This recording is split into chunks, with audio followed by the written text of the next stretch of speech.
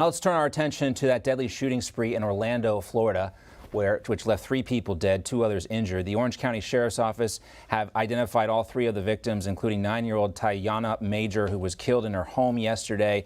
Her mother was also shot. She's in critical condition. A 24-year-old local news reporter, Dylan Lyons, was gunned down while covering a homicide investigation.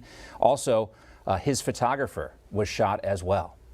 Yeah, he's in critical condition, John. He was there covering the story, which began in the morning. Police have arrested this man, 19-year-old Keith Moses, in connection to all of these shootings. The local sheriff saying Moses has a lengthy criminal history, including gun charges like aggravated battery and assault with a deadly weapon, as well as burglary and grand theft charges. And guess what? Yeah, the prosecutor, State Attorney Monique Worrell, was backed by a group tied to liberal billionaire George Soros. In 2020, the Orlando Sentinel reported that the Soros-backed group called Our Vote, Our Voice pumped millions of dollars into her campaign, and over the last few election cycles, they've pumped tens of millions of dollars into this particular race. Here's the sheriff talking about the suspect. He is being formally charged in the murder from this morning, and we expect additional charges for the shootings of the 4 people this afternoon. Joining us now to talk more about this is Florida Congresswoman Cammack. Congresswoman, great to have you with us. Thank you.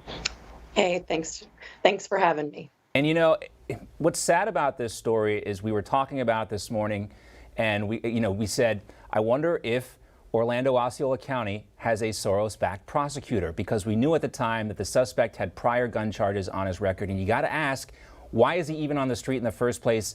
She called it, the state attorney, Monique Worrell, called it a senseless tragedy, but it wouldn't be senseless. I mean, it's only senseless, I guess, because this guy shouldn't have been on the streets in the first place. Well, exactly. And that points exactly to all of the things that us in the pro-2A community continually say. It's that the gun control narrative, it's a false one.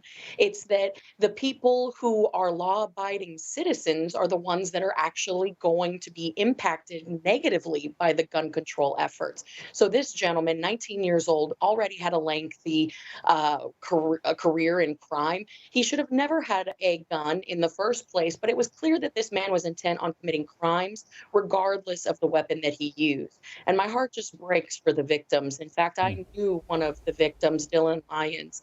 He was a reporter in Gainesville for several years, covered our campaign, covered several stories that we were a part of. And my heart just breaks. He was a true professional, kind, and just, it's heartbreaking. We're so sorry to hear that. We did not know about your ties to the victim in this case, and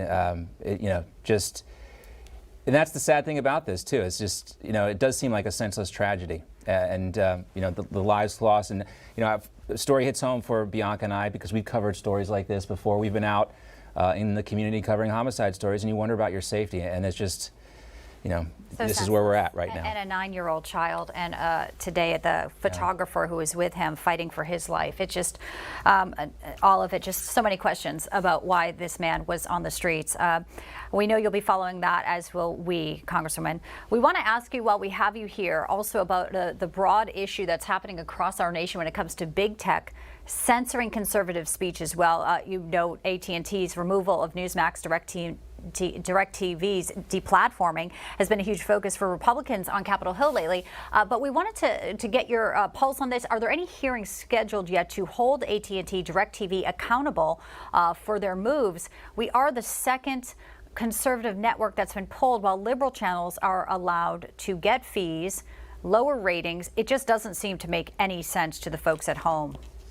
Absolutely. In fact, a couple days ago, I had a conversation with some representatives from DirecTV, and they'll be in my office next week. So I'm looking forward to hearing what their rationale was for having pulled Newsmax off the air. I think people don't realize that the conservative movement is truly under attack. This deplatforming, the censoring of conservatives, it really is a problem in our country. So I'm looking forward to getting that meeting on the books, having that meeting, and then taking action immediately thereafter. All right, well, we want the download. Yeah. And they get a lot of lucrative government contracts as well. So they're definitely incentivized to, I guess, beholden to some people in the Democratic progressive side who maybe didn't want to see us on the air. Thank you, Congresswoman Kat Cammack. As always, it's great to have you in. And our condolences as well to you, Congresswoman, everyone on your staff who knew the victim of the shooting. I know it's tough for everybody in Central Florida. Thank you. Thank you. Pray for his family.